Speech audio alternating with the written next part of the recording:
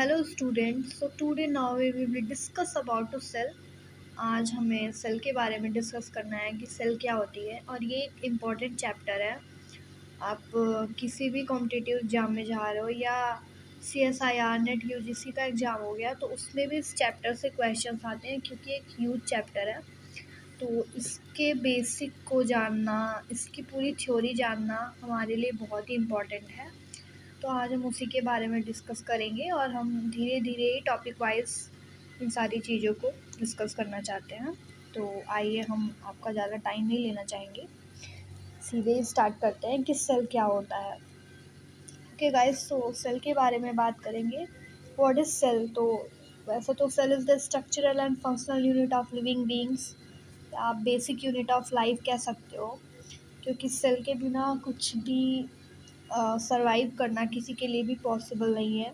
अगर without cell कोई चीज़ है तो वो नॉन लिविंग थिंग्स ही होती है। लाइक आप ये पेन ले सकते हो, ये पेन जो होती है वो नॉन लिविंग है। कोई भी मेज, टेबल, कुर्सी, कुछ भी हो गया, ये सारी चीज़ें नॉन लिविंग है क्योंकि इसमें सेल्स नहीं होती हैं। तो ये सारी चीज़ें जो होती हैं वो नॉन लिविंग होती है, बट हमारे अंदर सेल्स होती हैं। कोई भी लिविंग थिंग्स है उनके अंदर सेल्स होती ही है। तो इसलिए आप ऐसे कर सकते हो कि नॉन लिविंग थिंग्स में सेल्स नहीं होती है, बट लिविंग थिंग्स में सेल्स होती है। और सेल्स के लिए आप एक लाइन भी कही गई है कि anything less than a cell does not insure independent living. मतलब सेल से कम कुछ भी हो, कोई भी चीज़ हो, वो एग्जिस्ट नहीं कर सकता है, वो सर्वाइव ही नहीं कर पाएगा बिना सेल के। तो ये सारी चीज़ें होती हैं सेल के बारे में। अब यूनिसेलर और मल्टी सेलर के बारे में तो आप जानते ही होंगे। यूनिसेलर का मतलब होता है यूनिसेलुलर का मतलब होता है वन। यूनि का मतलब होता है वन, मतलब जो एक सेल से मिलकर बनी हो। लाइक आपका बैक्टीरिया हो गया, अमीबा हो गया, आपका अमीबा होता है, बैक्टीरिया होता है। ये सारे यूनिसेलर के एग्जांपल हो सकते हैं। आपको नहीं दिख रहा हो तो देख सकते हो, ये ओ है, कंफ्यूज नहीं होइएगा आप, भी नहीं बना देना है आपको। उसके बाद आता है हमारा मल्टी सेलुलर।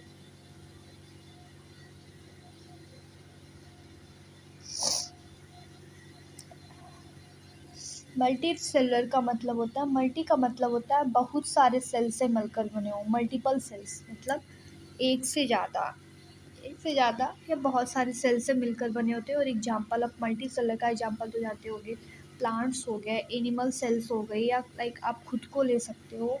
हम भी एनिमल सेल्स में ही आते हैं, तो हमारे अंदर बहुत सारे सेल्स होते हैं। ठीक है, तो ये तो है सेल के लिए। और सेल के बारे में भी थोड़ा सा हम लिख सकते हैं। Cell is the basic unit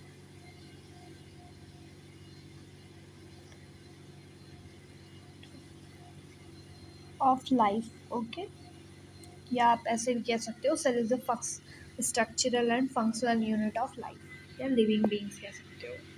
तो ये सारी चीज़ें तो सेल के बारे में हो गई। और बस इतना याद रखना कि इन एनिमेट थिंग्स जो भी चीज़ें हैं, इन एनिमेट थिंग्स का मतलब होता है जो भी निर्जीव चीज़ें होती है, जो नॉन लिविंग चीज़ें होती हैं, उनमें सेल्स नहीं होती है। और यूनिसेलर जो भी होती हैं, अब यूनिसेलर है इसका मतलब ये नहीं है कि वो सर्वाइव नहीं कर सकती, नहीं। यूनिसेलर जो होती हैं वो भी सर्वाइव कर सकती है, इसलिए इनको भी कहा जाता है they are also capable of independent existence. Okay, ये भी सर्वाइव कर सकती हैं, ये भी फ्रीली एग्जिस्ट कर सकती हैं लाइफ में। तो यूनिसेलर के लिए आप लिख सकते हो एक चीज़, लाइक मैं लिख देती हूँ, एक मिनट। मेरे पास उतना अच्छा भी कंटेंट तो नहीं है, बट आपने साथ दिया तो वो भी हो जाएगा, जिससे कि मैं आपको और अच्छे से समझा पाऊँ। यूनिसेलर के भी लिए एक लाइन कही जाती है, जैसे कि आप दे आर आल्सो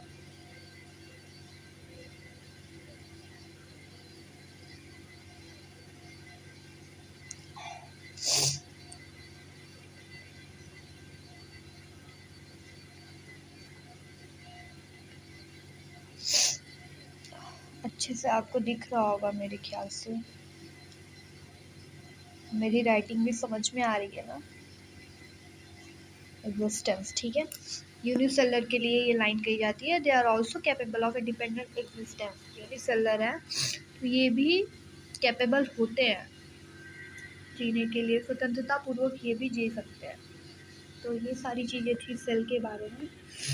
सेल की कहानी तो बहुत लंबी है। सेल के ऑर्गेनल, उनके अंदर जितने भी ऑर्गेनल्स हैं उनको भी आपको पढ़ना ही होगा। तो हम धीरे धीरे ही सारी चीज़ों को पढ़ना चालू करते हैं, ठीक है। तो हम बात करते हैं कि सेल की खोज किसने करी थी, तो उस पर भी हमें डिस्कस करना होता है। हम बात करते हैं सेल की। सबसे पहले अगर आप कोई भी क्वेश्चन करता है कि सेल की खोज किसने करी, तो ज़्यादातर सब यही आंसर करते हैं कि रॉबर्ट हुक ने करी थी। बट रॉबर्ट हुक ने डेड सेल की खोज करी थी भाई, डेड सेल की। तो हम उसको भी लिख सकते हैं। तो फर्स्ट पॉइंट नोट कर सकते हो, ये एग्जाम वगैरह में भी आता है, ध्यान से पढ़िएगा आप। रॉबर्ट हुक ने डेड सेल की खोज करी थी, और वो भी कैसे करी थी ये भी मैं आपको बताऊंगी, जिससे कि आपके दिमाग में बैठ जाए। इन्होंने क्या किया, इन्होंने सबसे पहले प्लांट सेल में ही खोज करी थी, जिससे कि इनको पता चला कि प्लांट में सेल वॉल भी पाई जाती है, ठीक है। एनिमल सेल्स में सेल वॉल नहीं पाई जाती है, इतना तो आई नो आपको पता ही होगा, और पता होना भी चाहिए अगर आप साइंस के स्टूडेंट हो तो देखिए अब इन्होंने क्या किया। सबसे पहले एक कॉर्क सेल लिया, ठीक है। कॉर्क सेल, एक minute,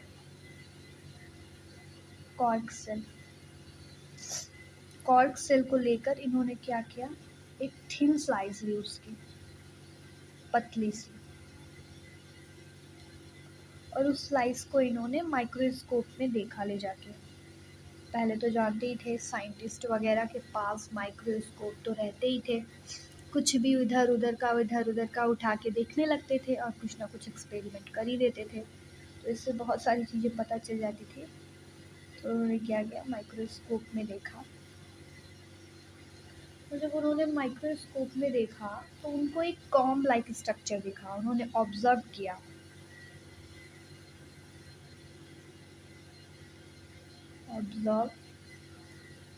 comb like structure,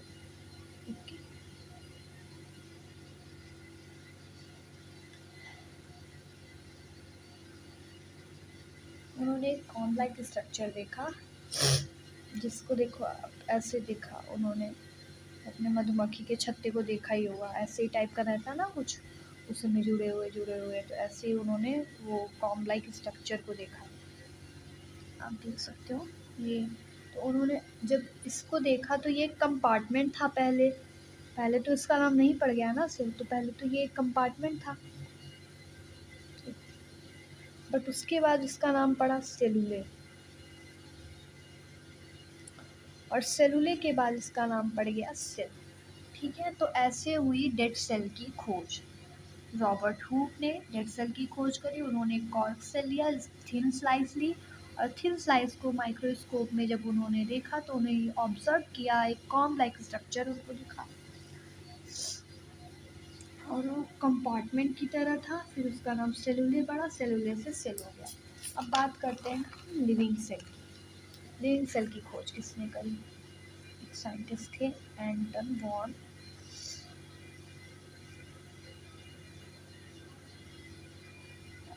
Leeuwenhoek ने करी थी। एंटन वॉन लिवेनहॉक, इन्होंने एक लिविंग सेल की खोज करी। बट गाइस, यहीं पे कहानी ख़त्म नहीं होती है खोज की। इन्होंने तो सिर्फ खोज करी थी, प्रॉपर सेल की थ्योरी, सेल डिवीजन, ये सारी चीज़ें तो और भी साइंटिस्ट आते गए आगे देखिए होता क्या है आगे। इंटरेस्टिंग है भाई, आप इंटरेस्ट लेके पढ़ो बस। उसके बाद एक और भी चीज़ खोज करी थी रॉबर्ट ब्राउन ने, ये भी जानना जरूरी है, तो आप इसको भी अपने दिमाग में बैठा दें। रॉबर्ट ब्राउन ने, देखो ब्रेन और ब्राउन मिल भी रहा है, ब्रेन ब्राउन, ठीक है, brain of the cell, nucleus जिसको कहते हैं, न्यूक्लियस, ठीक है। Brain of the cell, nucleus की खोज रॉबर्ट ब्राउन ने करी थी। इतना तो हो गया होगा कवर। एंटन वॉन ने जो है लिविंग सेल की खोज करी, रॉबर्ट ब्राउन ने ब्रेन ऑफ द सेल जिसको न्यूक्लियस कहते हैं उसकी खोज करी थी। अब हम आते हैं सेल की थ्योरी।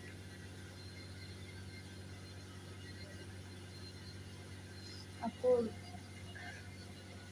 समझ में आ रहा होगा, सॉरी मैं ज़्यादा तेज़ी से बोल नहीं पा रही हूँ, थोड़ी सी तबीयत जो है मेरी ख़राब है, ऐसे ही बना लिया मैंने। तो दो साइंटिस्ट थे, तो मैथियस थे, मैथियस उनका नाम था मैथियस स्क्लेडन, या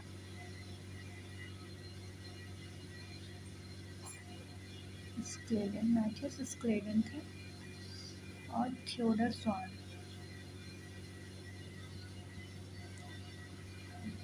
आपको दिखे ना तो प्लीज़ बता दीजिएगा।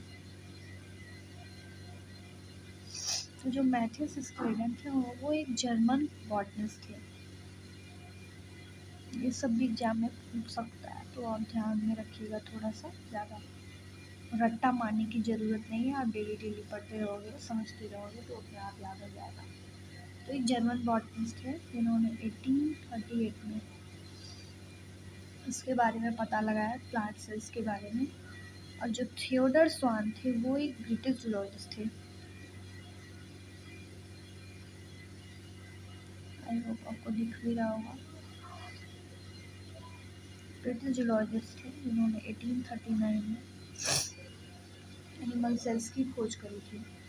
तो इन लोगों ने बताया क्या, इन लोगों ने बताया कि जो सेल्स होती हैं प्लांट में भी, तो वो सारी सेल्स क्या होती हैं, मिलकर एक टिश्यू बनाती हैं, और टिश्यूज मिलकर ऑर्गन बनाती हैं, और ऑर्गन मिलकर पूरा ऑर्गन सिस्टम्स बनाती हैं, जिसके थ्रू हम चल रहे हैं, काम कर रहे हैं। इसमें योगदान किसका है भाई, सेल्स का ही है। तो जो थियोडर सॉन्स थे और मैथियस स्क्लेडन, इन लोगों ने यही सारी चीज़ें पता लगाई। पहला तो टिश्यू के बारे में लगा लिया, ठीक है, टिश्यू से ऑर्गन बनना, ऑर्गन से सारा ऑर्गन सिस्टम, ये सारी चीज़ें। उसके बाद इन्होंने पता लगाया कि प्लांट में सेल वॉल होती है, बट एनिमल सेल्स में सेल वॉल नहीं पाई जाती है। एनिमल सेल्स में इन्होंने प्लाज्मा मेम्ब्रेन की स्टडी करी, प्लाज्मा मेम्ब्रेन का पता लगाया कि उसमें आउटर लेयर पाई जाती है, थिन आउटर मेम्ब्रेन, ओके। इसमें होती है presence of outer layer membrane, जिसको आप प्लाज्मा मेम्ब्रेन भी कहते हो।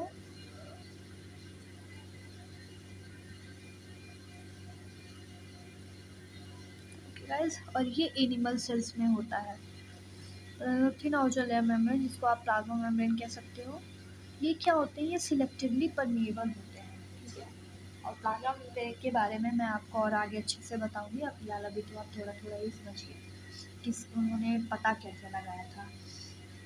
और इन्होंने क्या कहा कि जो भी सेल्स हैं, ठीक है, जो भी ऑर्गेनिजम्स हैं, ऑर्गेनिजम्स क्या होती है, ऑर्गेनिजम्स सेल्स और उनके प्रोडक्ट से मिलकर बनी होती है। आप जानते हो सेल के अंदर भी पता नहीं कितने ऑर्गन्स होते हैं, लाइक माइटोकॉन्ड्रिया, राइबोसोम्स और गोल्गी अपैरेटस, बहुत सारे ऑर्गेनिजम्स होते हैं सेल के अंदर, ऑर्गन्स, ठीक है। तो ये सारी चीज़ें इन्होंने पता लगाई, ये हम लिख सकते हैं।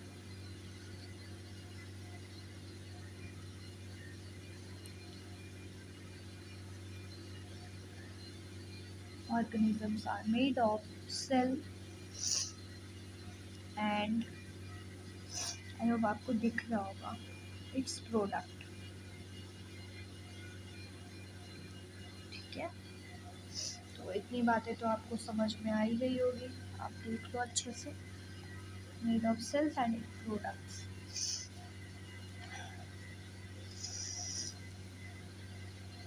ठीक है। तो ठीक है, इन्होंने, अब हम आगे बात करते हैं कि इन्होंने सिर्फ सेल की थ्योरी बताई कि ये सारी चीज़ें होती हैं, बट प्रॉपर डिफाइन ये नहीं कर पाए कि सेल का डिवीजन कैसे होता है। They would did not explain how new cells are form. ठीक है, इसका मतलब आप समझ रहे हो ना। ये डिफाइन नहीं कर पाए कि सेल का डिवीजन कैसे होता है और एक नई सेल कैसे बनती है। तो आप ये भी लिख लो, तो दिख रहा है ना। They both did not explain how new cells are formed। ठीक है, तो हम आगे बात करते हैं। आप देख सकते हो, तो इन्होंने they both did not explain how new cells are form, ये नहीं डिफाइन कर पाया। तो आगे हम बात करते हैं कि इस थ्योरी के बारे में और किसने पता लगाया। तो एक साइंटिस्ट थे रडोल्फ वर्जो। ठीक है, अब हम बात करेंगे रडोल्फ वर्जो को।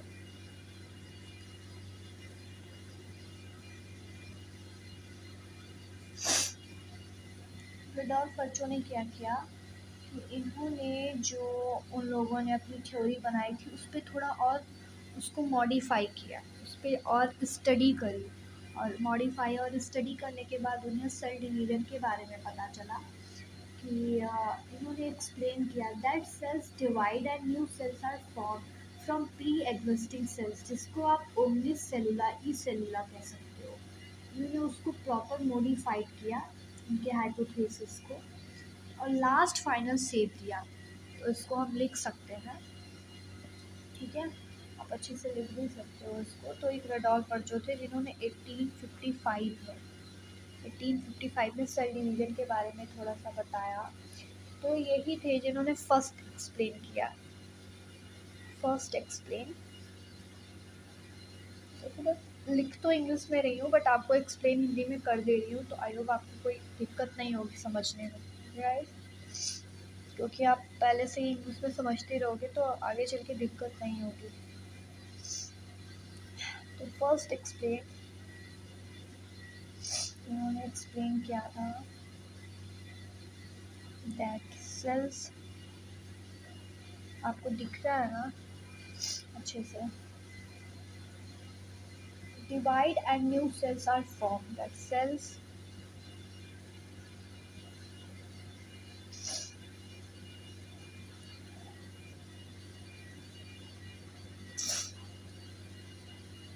ठीक है, इन्होंने ये पहले थे जिन्होंने एक्सप्लेन किया कि सेल डिवाइड होती हैं और डिवाइड होने के बाद एक नई सेल्स बना लेती हैं, जिसको कहते हैं सेल डिवीजन। नई सेल्स बनाने के बाद करती हैं और उस चीज़ को कह सकते हो आप प्री एग्जिस्टिंग सेल्स। ठीक है, जो सेल्स वो बनाती हैं उसको आप कह सकते हो प्री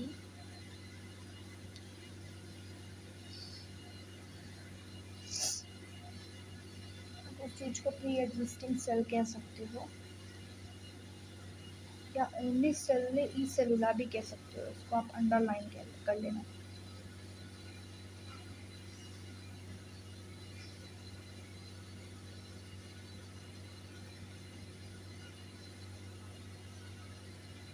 सेलुला भी कह सकते हो। ठीक है, ओनली सेलुले ई सेलुला कह सकते हो आप इसको। और आपको समझ में आ रही होंगी मेरी बातें, दिक्कत तो नहीं हो रही होगी। तो इन्होंने इसको एक फाइनल शेप दिया, मॉडिफाइड किया और एक फाइनल शेप दे दिया। तो इन्होंने बताया कि जैसे अब 2 सेल्स हैं, एक सेल्स है, आप यही सेल्स मान लो। तो ये डिवाइड होने के बाद प्री एग्जिस्टिंग सेल्स होती हैं, तो डिवाइड होने के बाद 2 डॉटर सेल्स बना लेती हैं, 2 डॉटर सेल्स। ठीक है, इसको हम डॉटर सेल्स, दोनों ही डॉटर सेल्स होती हैं। तो इन्होंने यही एक्सप्लेन किया कि पहले जो भी सेल्स होती हैं वो डिवाइड होने के बाद न्यू सेल्स बना लेती हैं, जिसको आप प्री एग्जिस्टिंग सेल्स कह सकते हो। एग्जाम्पल आप देख सकते हो, कोई सेल है वो डिवाइड हुई, 2 डॉटर सेल्स ने बनाएंगी। तो इन्होंने इस तरह से उसको मॉडिफाइड किया और एक लास्ट और फाइनल शेप दिया। तो अब हमने सेल की वैसे नॉर्मल सी बेसिक जो बातें थी वो हमने कर ली हैं। अब हमें क्या होता है कि एक्सपेरिमेंट के बारे में भी हम थोड़ा सा डिस्कशन करते हैं, जो कि हमने अभी आज के लिए बस इतना ही, क्योंकि ये मेरी पहली क्लास थी। तो पहले भाई थोड़ा सा सब्सक्राइब कर लेना, तुम लोग लाइक कर देना। उसके बाद मैं और भी वीडियोज़ अपलोड करूँगी। और आज तो मेरी कुछ तबीयत ठीक नहीं थी, फीलिंग नॉट वेल, सो मैंने ऐसे ही कर दिया। बट हाँ, 1-2 दिन बाद से मैं अपने नए वीडियोस डालूँगी, जो कि और अच्छे से मैं उसमें एक्सप्लेन करूँगी आपको। सो प्लीज़ मेरी वीडियोस को सब्सक्राइब और लाइक ज़रूर कर देना। Thank guys, thank student, bye.